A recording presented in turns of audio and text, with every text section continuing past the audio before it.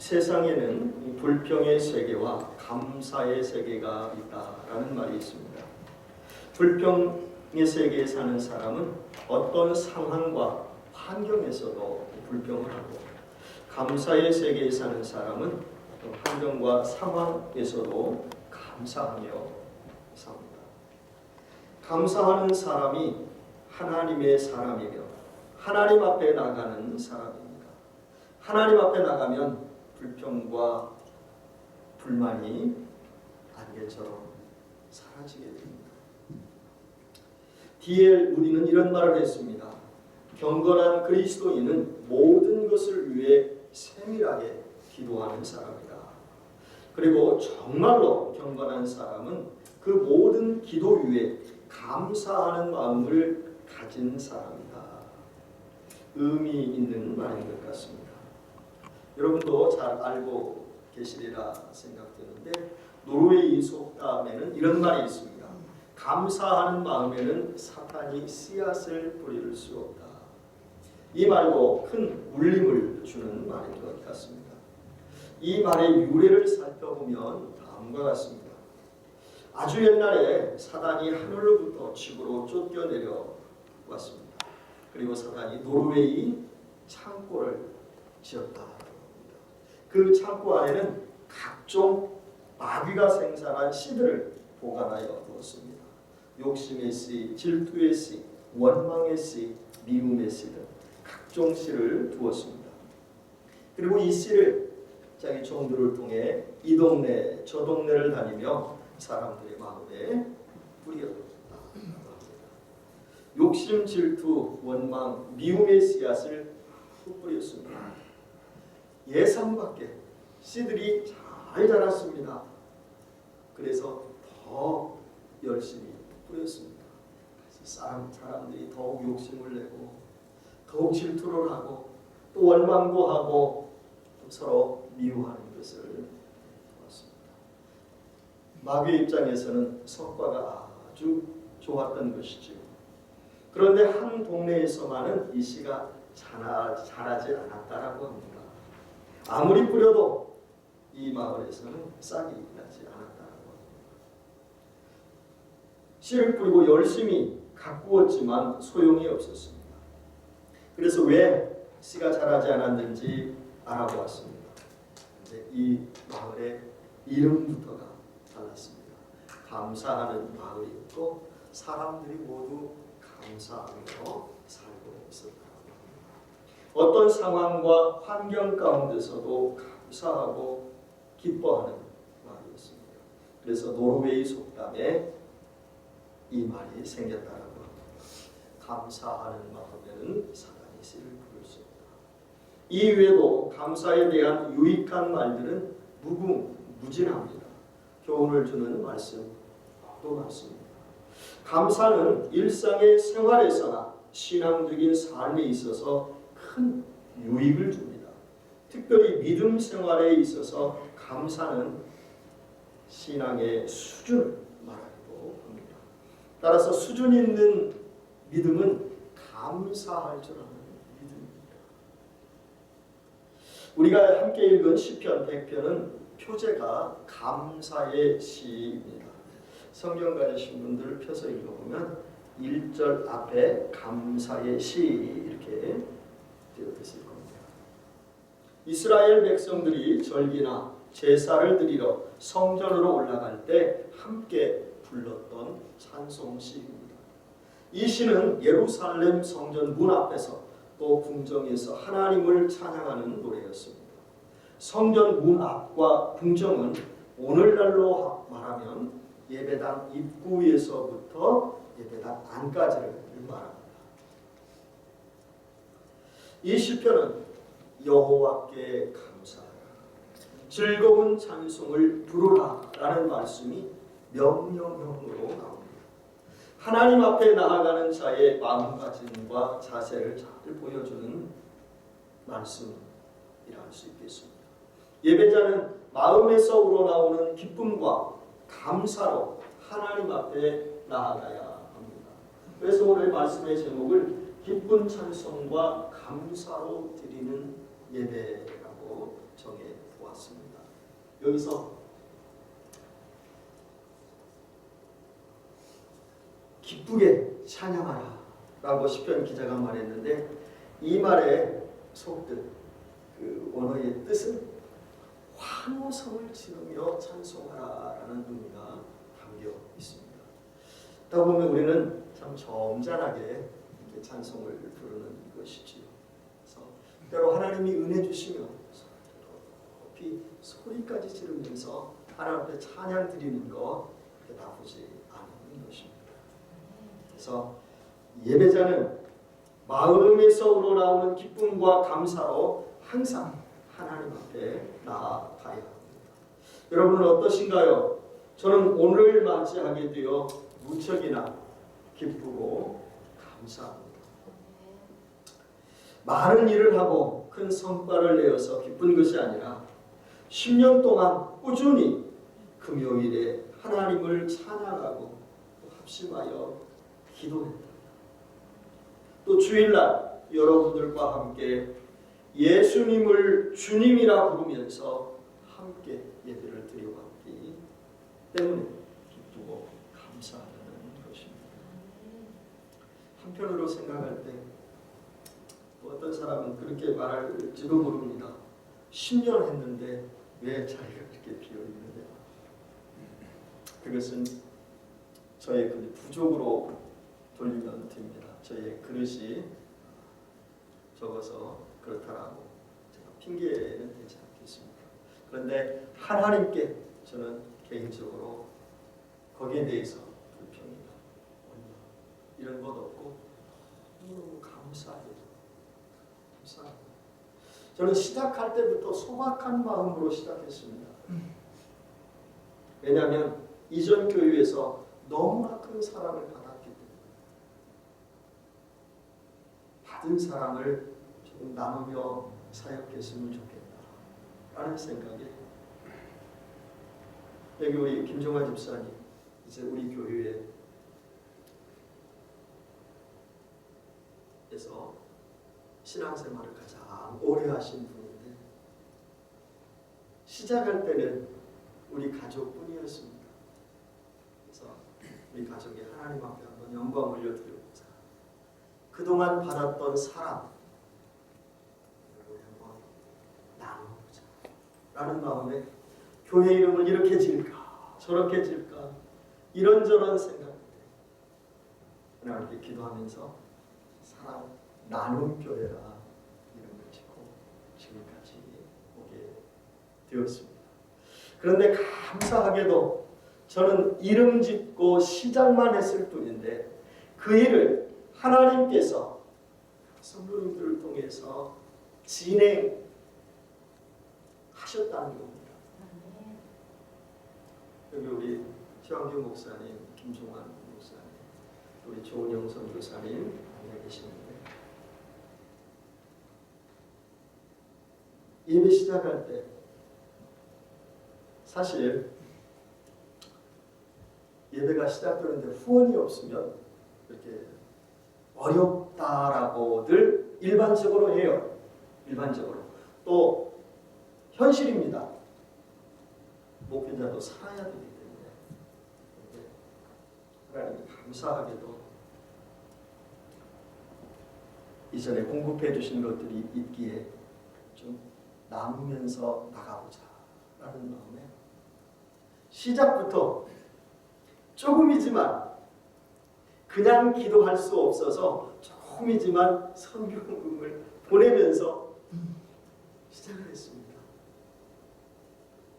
감사하게도 그 일을 하나님이 진행시켜 주시더라고요. 그리고 선교사님들께 목사님께 너무 감사드리는 것은 기도의 제목을 주셨어요. 개척교회니까 뭐 크게 막 5대양 6대주의를 위해 막 기도하거나 거창하게 기도하기는 좀 그렇잖아요. 실질적으로 기도해야지. 그래서 우리가 조금이라도 구원하는 선교사님들을 위해 기도할 수 있게 되었다는 거. 그래서 이 자리에 이제 저와 우리 조하연 집사님, 홍영문 집사님이 돌아가면서 기도를 하는데 기도의 제목을 주셔서 그렇지 않으면 그런 기도거리도 없잖아요. 또 그냥 추상적으로 또 기도할 수 있는 것도 하나님이 기도의 제목들도 주셔서 감사해요.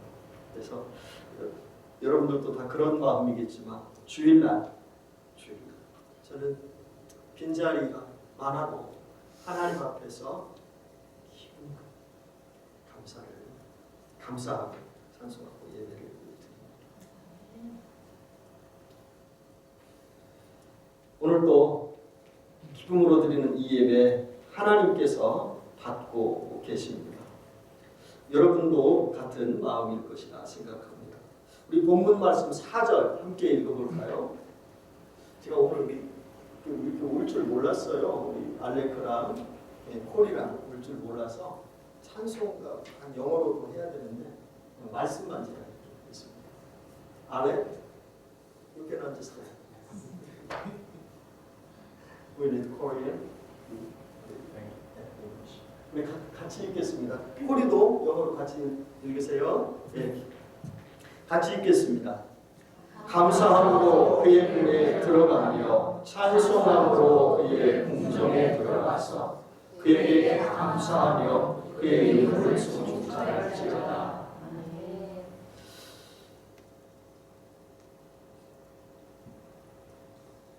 예배자가 하나님 앞에 나와 예배드릴 때 감사하는 마음이 없으면 하나님을 영화롭게 할 수 없습니다. 성도의 신앙인의 제일 된 목적은 하나님을 기쁘시게 해드리는 겁니다. 하나님을 영화롭게 해드리는 겁니다. 하나님을 기쁘시게 하고 영화롭게 해드릴 수 있는 것 중에 가장 강력한 것이 예배입니다. 근데 예배 드릴 때 감사한 마음으로 하지 않는다고 한다면 하나님이 기쁘게 받으실까라는 생각을 해볼 수 있습니다. 시편 50편 23절에 보면 이 같은 사실을 알 수 있습니다. 같이 읽어보실까요? 감사로 제사를 드리는 자가 나를 영화롭게 하려면 하나님께 감사한 마음을 가지고 예배를 드려야 됩니다.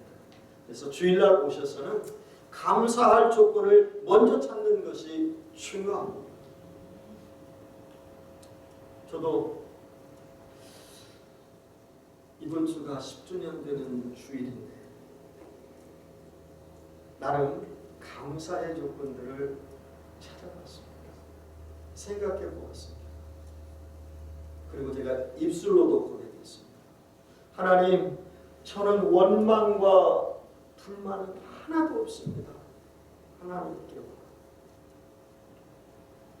감사할 따름입니다.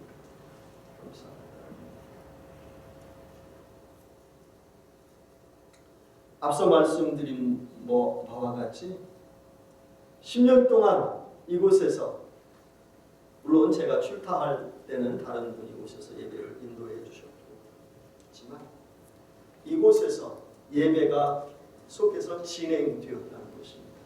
그것을 생각할 때 하나님 앞에 감사해요.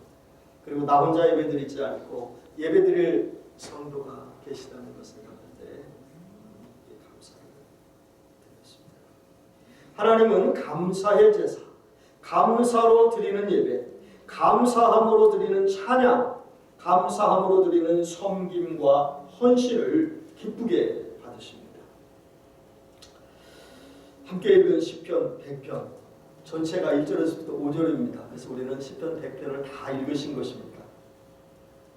이 시는 성전에 올라가면서 부르는 노래이기도 합니다. 본문 2절에 나아갈지어다, 4절에 그 문에 들어가며 그 궁정에 들어가서 라는 말씀을 보면 알 수 있습니다.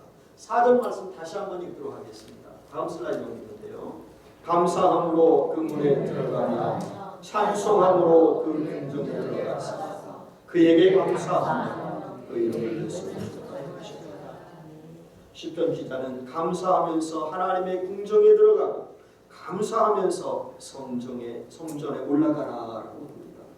무엇을 감사하라라는 것일까요? 본문 3절에서 핵심을 찾을 수 있는데 세 가지 정도를 생각해 볼 수 있습니다. 3절 말씀 이어서 읽으실까요? 여호와가 우리 하나님이신 줄 너희는 알지어다. 그는 우리를 지으신 자시오. 우리는 그의 것이니 그의 백성이요 그의 기르시는 양이로다. 읽은 말씀 3절에 그라는 대명사로 표현되는 하나님이 4번씩이나 반복이 되고 있습니다. 그는 우리를 지으신 자, 그의 것이니 그의 백성이요 그의 기르시는 양이로다. 이 말씀을 통해서 왜 감사해야 하는지 그 이유를 알 수 있습니다. 시편 기자는 하나님이 우리를 지으신 분이기에 감사하여야 한다라고 말하고 있습니다. 하나님은 저와 여러분을 창조하셨습니다. 우리가 이 자리에 있는 것은 하나님이 우리를 창조하셨기에 이 자리에 있게 된 것입니다. 이것을 생각할 때 얼마나 감사한지 모릅니다. 하나님이 창조하셨다는 사실을 알고서 살아간다는 것, 하나님이 창조하셨다는 것을 알고서 신앙생활한다고 하는 것, 참으로 중요한 것입니다. 내가 우연히 태어난 것이 아니고 존재도 할 수 없는 어떤 미생물에서부터 출발하여 진화되어 가지고 인간이 된 것이 아니고 전능자 하나님이 창조하셨다는 것을 생각할 때 감사합니다. 이 사실을 알게 하고 깨닫게 하고 믿게 하고 입술로 고백하며 살 수 있게 되었다는 것을 생각할 때 감사하지 아니할 수 없습니다.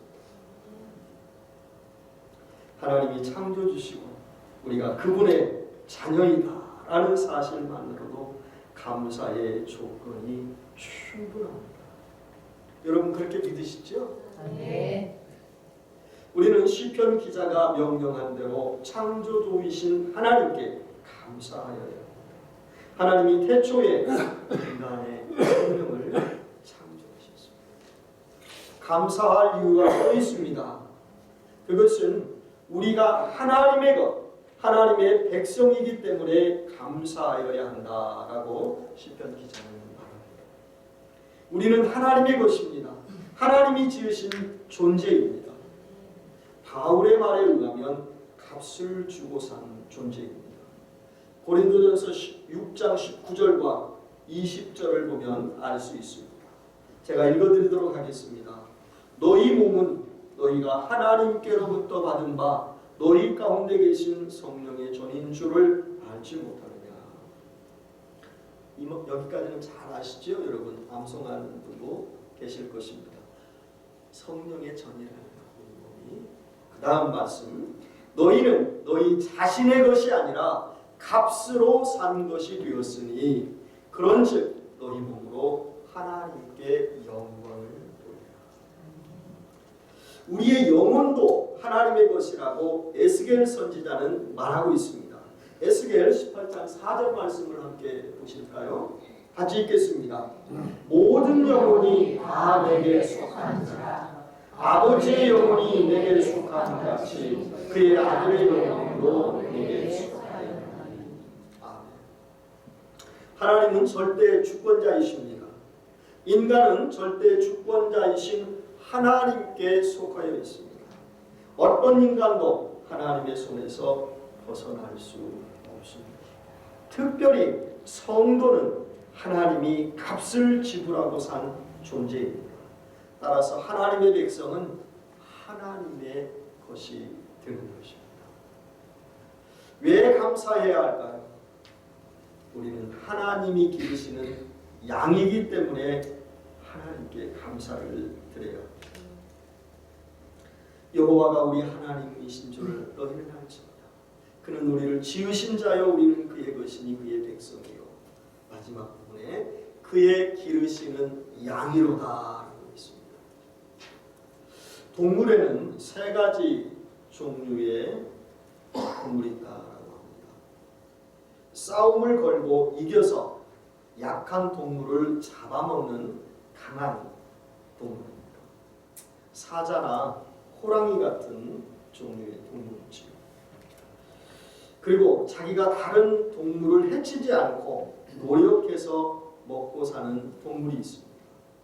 어떤 동물일까요? 소와 같은 종류의 동물입니다. 소는 열심히 풀을 뜯으며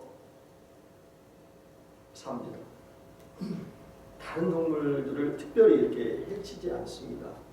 저도 이렇게 유튜브 동영상 가운데 이렇게 동물에 관한 것들이 나오면 조금 보곤 하는데, 이 사자나 호랑이,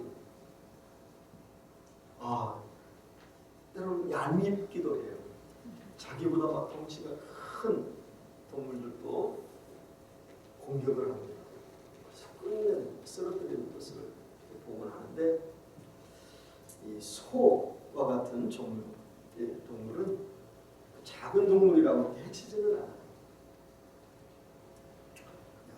풀 찾아다니면서 풀을 먹고 이렇게 사는 것을 봅니다. 또 양 같은 동물이 있습니다. 양은 다른 동물을 공격해서 그 동물의 고기를 먹지 않습니다. 또 자기 스스로 먼 거리에 있는 풀을 찾아다니며 먹지도 않습니다. 왜냐하면 양의 시력이 한 2~3m 정도 볼 수 있기 때문입니다. 그래서 목자가 풀이 있는 곳으로 인도해 주어야 하고 삽니다. 양은 목자가 없으면 굶어 죽을 수도 있습니다. 어쩌면 인간은 양과 같은 존재입니다. 그렇기에 시편 기자는 하나님의 백성을 하나님이 기르신 양이라 표현하였습니다. 하나님은 우리를 인도하시는 목자이시고 우리는 그의 양입니다. 예수님도 나는 선한 목자다라는 말씀을 하셨습니다. 그렇기에 양과 같은 주의 백성은 하나님께 특별히 감사해야 하는 것입니다. 인간은 하나님이 길러주시고 보호하여 주셔야 제일 안전합니다. 여러분 살아보셔서 알잖아요. 하나님의 도움 없이 산다고 하는 것 힘들어요. 저도 나이 하나하나 더 먹어가면서 그거를 더욱 피부로 하며 앞으로 한 살 한 살 더 먹으면 더 많이 느끼게 되지 않을까라는 생각을 합니다. 그래서 하나님의 백성들은 참으로 복된 자들이에요. 나이는 내가 먹고 싶지 않다라고 해서 먹지 않는 것이 아닙니다. 제가 이런 말씀드리면 좀 죄송하기도 한데 내가 여기까지 올 줄 몰랐잖아요. 이렇게까지 나이 먹을 줄 몰랐잖아요. 오늘도 차 안에서 조은영 선교사님, 최은희 성도님 나이가 같으시다라고 하면서 60이라는 말이 나왔어요. 운전하는 저도 최은희 성도님, 조은영 성도님하고 동갑이기 때문에 그 정도 먹었습니다. 끔찍해요. 생각해보면. 근데 조금 더 드시면 어떠세요? 근데 나는 안 먹을 거야. 나는 이제 여기서 좀 라고 한다고 해서 그대로 고치지 않는 게 점점 그때 누구의 보호를 받아야 할까요? 누구의 인도함을 받아야 할까요? 최고의 인도함은 하나님의 인도하심, 하나님의 보호하심. 우리는 하나님의 양이기 때문에 하나님께서는 잘 인도해 주신 것입니다.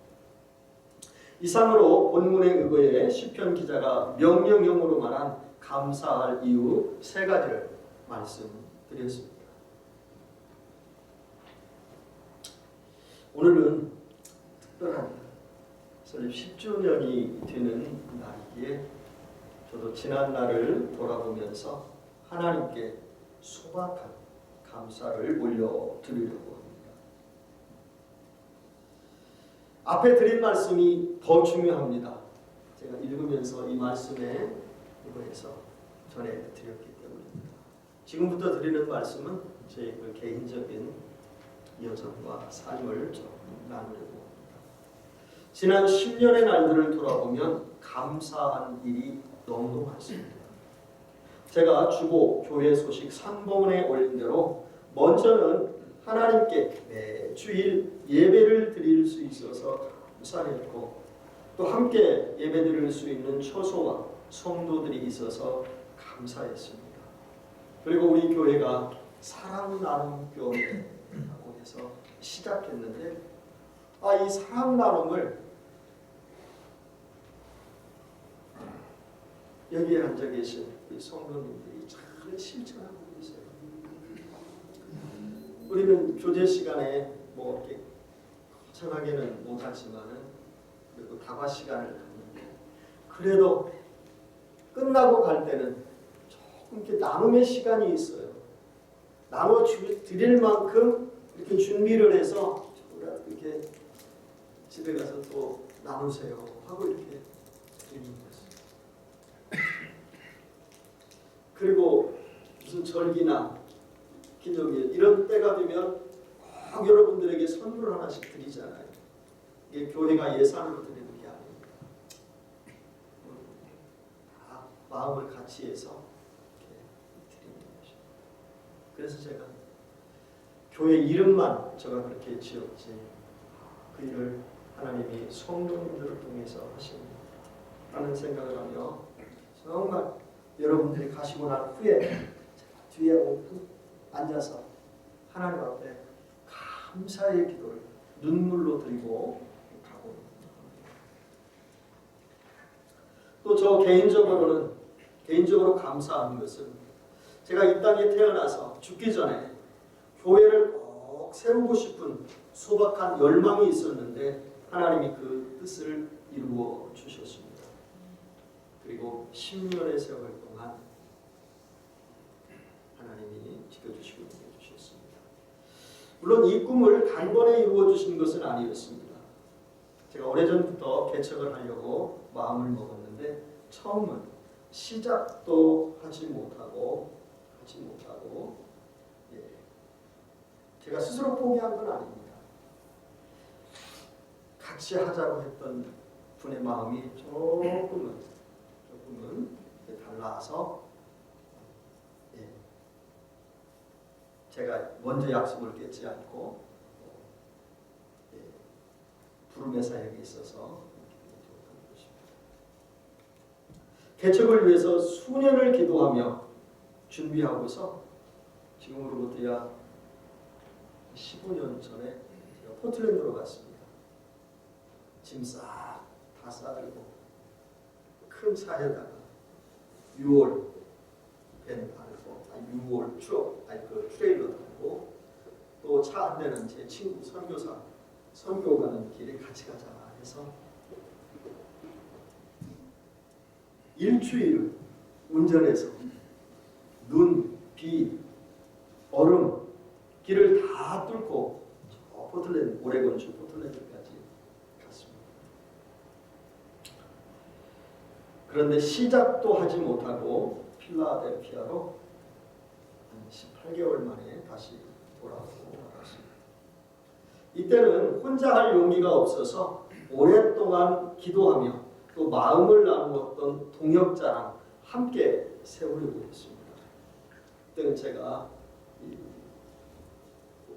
공부하는 과정이 있었고 그래서 2마리 토끼를 잡고 싶은 거예요. 제가 박사과정 입학을 하고서 논문도 써야 됐고 또 교회도 세우고 싶고 이 2가지를 혼자 하기는 어렵다 생각이 들어서 한 12년 동안 마음을 같이 나누는 동역자가 있었어요. 또 그분이 먼저 저하고 팀 사역을 하자. 그래서 하여튼 기도하고 준비하고 계획하고 이렇게 해서 그쪽으로 그분과 사역하려고 이렇게 갔었습니다. 근데 그분은 참 신중한 사람이었어요. 나쁜 사람은 아닙니다. 너무도 좋은 사람이에요. 저는 지금도 그분이 보고 싶어요. 제가 이 설교를 담아오는 설교원을 담아오는 이게 그분이 32년 전에 주신 거예요. 너무 좋은 거라 지금 제가 32년을 쓰고 있는데 너무 좋아요. 보고 싶은데 이 땅에는 안 계십니다. 네. 그래서 그리고 제가 먼저 이렇게 나갔다 그래서 아니 그 같이 하지 못했다 그래서 불평이나 불만 전혀 없습니다. 안타까움만 있습니다.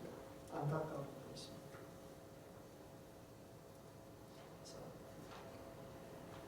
마침내 이제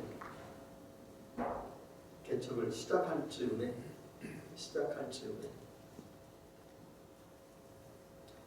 저는 그곳에 아는 사람이 하나도 없어요. 그분만 알고 그분은 터전이 개척할 수 있는 터전이 마련되었을 때입니다. 그런데 요즘에도 그 민감한 부분, 신분 문제 때문에 조금 이렇게 지체가 됐어요. 영주권이 나오면 시작하자.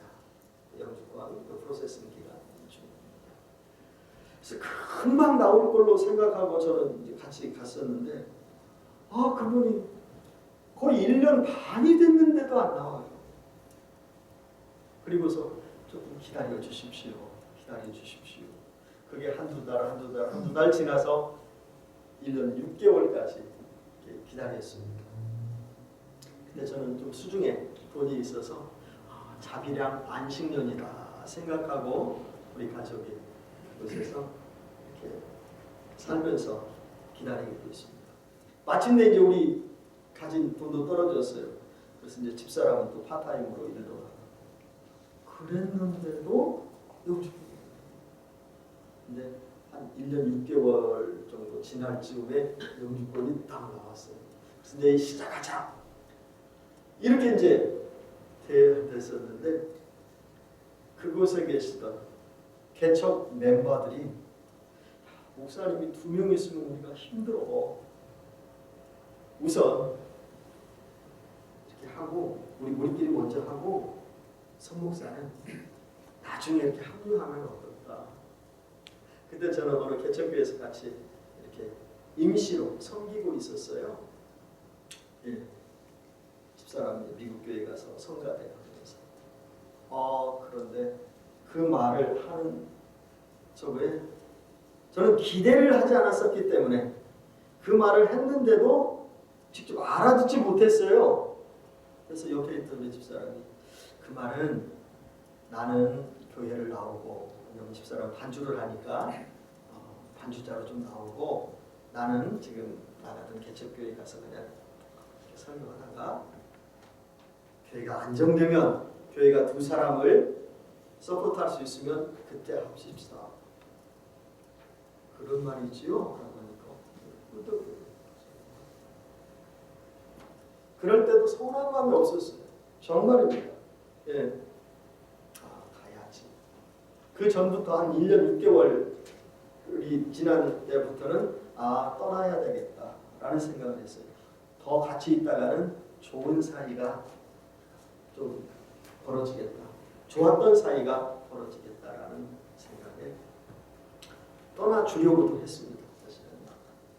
그런데 막상 그분의 입을 통해서 그 말을 듣게 되니까 그렇다. 이제는 무조건. 그리고 일주일 만에 급하게 연합교회에서 불러준 거예요. 갑자기 이력서 보내라는 연락이 왔고 이력서 보내니까 수요일날 와서 설교하세요 라고 해서 다 거기에서 비행기 타고 와서 설교하고 인터뷰하고 와서 사역을 이렇게 하게 됐었습니다. 그래서 어떻게 보면 윈윈 할 수 있었어요.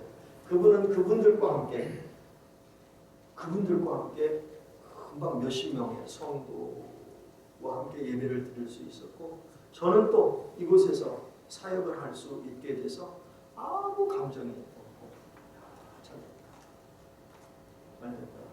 서로 또 계속 전화로 연락하고 이렇게 했었는데 한 1년 정도 지나고 그분에게 중병이 찾아왔습니다. 혈액암이라는 백혈병이 와서 결국에 하나님이 불러가셨는데 지금도 너무너무 그분이 보고 싶어요. 윤형진 목사인데 이거를 주실 아마 하늘나라에 가면 만나볼 수 있겠지. 그래서 저는 이곳에 와서 약 8년간, 실제로는 8년 4개월간 행정목사로 전임 사역을 하고 또 그 포틀랜드를 떠난 지 9년 만에 우리 교회를 세우게 되었습니다. 2015년 7월 19일. 그래서 우리 교회 주보에 제 이메일이 올라와 있는데 719라는 것이 7월 19일입니다. 원래는 이번 주 토요일인데 가까운 주일 먼저 해서 오늘에 이르기까지 크고 작은 어려움이 있었지만 돌아보면 모두가 하나님의 인도하심과 도움이었습니다. 그래서 저는 마음으로 하나님 앞에 감사를 드리며 기쁨으로 매주일 예배를 드리고 있습니다. 또 혹시나 성도님들이 결석하고 저거 하면 제 표정이 조금 달라진 것도 보시게 될 거예요. 오셔야 할 성도님들이 안 오면 자꾸 저쪽으로 보라 이렇게 봅니다. 왜 안 오시지? 오늘 또 지금 김용주 선교사님이 안 오셨네요. 김미다 성도님이라 아프셨나 봅니다. 오신다고 했는데 건강이 이렇게 따라주질 않으셨던 것 같아요. 그러고 보면 저도 사람이 얼굴이 조금 표정이 굳을 수도 있는데 다 가시고 난 후에 저는 저 뒤에 뒷자리에 앉아서 한참을 앉아있다 갑니다. 기도하면서 그때 하나님 앞에 뜨거운 감사를 한 번 더 올리고 집에 가고,